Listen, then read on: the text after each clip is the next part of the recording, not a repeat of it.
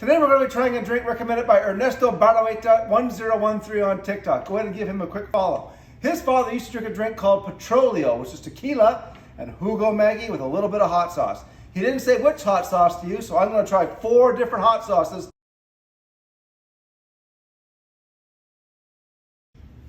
The perfect pours. Next we're going to put in 2 dashes each of Jugo Maggi. Into this shot glass, we're going to add a little bit of Valentina. Into this shot glass, we're going to add another great hot sauce, Cholula. Into this shot glass, we're going to put in a really good hot sauce, Tapatio.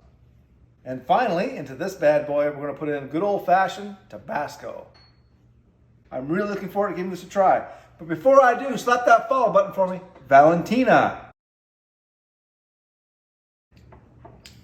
Oh, that is good. Next one is Cholula. Cholula is a little bit more flavor. Next, we're going to try Tapatio. Okay, that's really good. Wow, Tabasco.